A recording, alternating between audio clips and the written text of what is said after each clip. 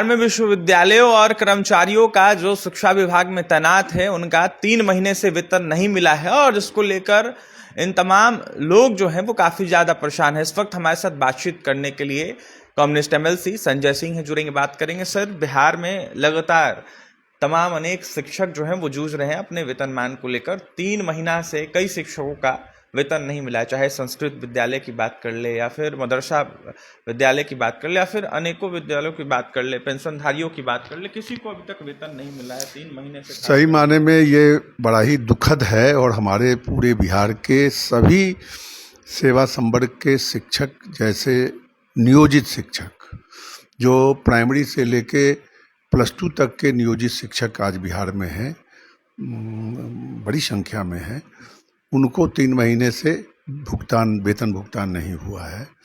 मदरसा और संस्कृत के शिक्षकों को भी 3 महीने से उनको अनुदान नहीं गया, इसलिए वेतन भुगतान नहीं हो रहा है।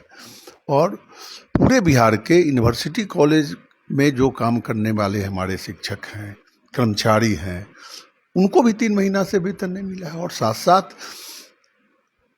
पेंशनर्स, जो यूनिवर्सिटी कॉलेज टीचर्स के और नॉन टीचर के पेंशनर्स हैं, जिसमें 80+ की संख्या ज़्यादातर है उन पेंशनरों की, और इस उम्र में जिनको दवा इलाज के लिए और ज़्यादा पैसे की आवश्यकता है, तो उनको 3 महीना से पेंशन नहीं मिला है।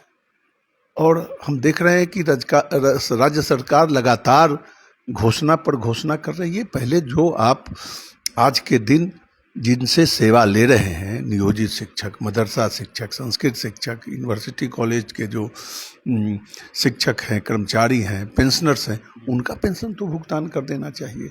और हम समझते हैं कि आज के दिन बिहार के सभी सेवा संवर्ग के जो भी राज्यकर्मी हैं, चाहे वह शिक्षक हैं, चाहे वह सरकार के राज्यकर्मी हैं, सबको वेतन भुगतान हो चुका है। और यही 3 संवर्ग है जिसको वेतन भुगतान आज 3 महीने से लंबित है। किस स्थिति में शिक्षक अपना गुजारा कर रहे होंगे यह सोच सकते हैं।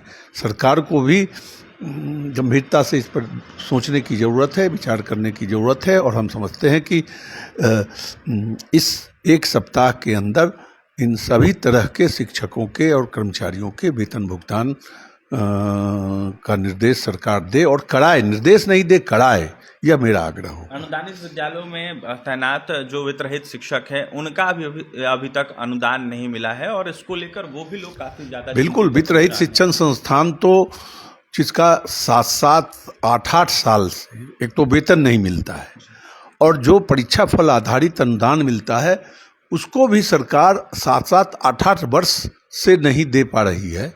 तो इससे दुखद और क्या हो सकता है। हम तो सही माने में सरकार से बार बार आग्रह, सदन में भी सवाल उठाते रहे इन वित्तरहित कर साथियों के लिए कि यही एक संवर्ग है बिहार में। चुनाव के पहले उस समय की निवर्तमान सरकार ने संविदा कर्मियों से लेकर जितने तरह के इस राज्य के कर्मी थे, सबके वेतन मानदेय में कुछ न कुछ इजाफा किया।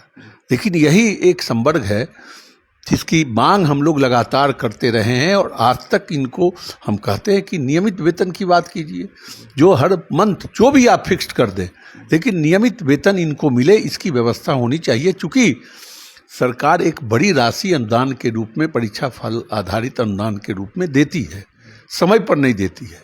और सरकार का यह निर्देश भी है कि इन संस्थानों के आंतरिक स्रोत की आमदनी जो होगी उसका 70% वेतन के मद में खर्च होगा, शिक्षक और शिक्षकेतर कर्मियों के।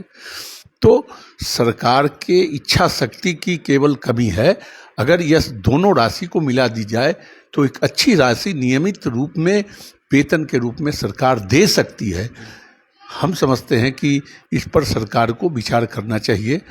हम क्योंकि आज के वर्तमान समय में जो हमारे माननीय मुख्यमंत्री सम्राट चौधरी जी हैं, जिस समय ये उप मुख्यमंत्री थे, इन्होंने कमिटमेंट किया था कि हाँ, यह वर्ग, ये स्वीकार किया था कि यह वर्ग अकेला है जिसको आज तक कोई लाभ नहीं हमारी सरकार दे सकी है, हम निश्चित रूप से देंगे।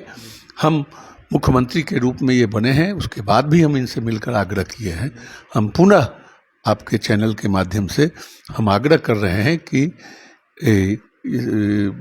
माननीय मुख्यमंत्री इस पर गंभीरता से विचार कर और नियमित वेतन की व्यवस्था निश्चित रूप से कराएं, क्योंकि यह वित्त रहित शिक्षण संस्थान के शिक्षक इस बिहार के शिक्षा व्यवस्था का एक बड़ा भाग अपने कंधों पर लेकर चल रहा है और बिहार की शिक्षा व्यवस्था को ये बनाए हुए है। जिस समय बिहार में शिक्षकों की कमी थी, यही वित्त रहित शिक्षण संस्थान बिहार की शिक्षा व्यवस्था को मजबूती से चला रहा था, थामे हुए था। तो हम माननीय मुख्यमंत्री जी से आग्रह कर रहे हैं कि निश्चित रूप से इनके नियमित वेतन भुगतान की व्यवस्था वो करें और इस पर जल्द निर्णय लें। बिल्कुल, देखिए जिस तरीके से वित्तरहित शिक्षकों की मांग है वो जायज़ मांगे है। उनकी नियमित वेतनमान की मांग कर रहे थे संजय सिंह कम्युनिस्ट एमएलसी, और साफ तौर पर उन शिक्षकों को लेकर मांग कर रहे थे जिनका वेतनमान अभी तक नहीं दिया गया है। फिलहाल क्या कुछ कहते कम्युनिस्ट एमएलसी संजय सिंह, आपने सुना है।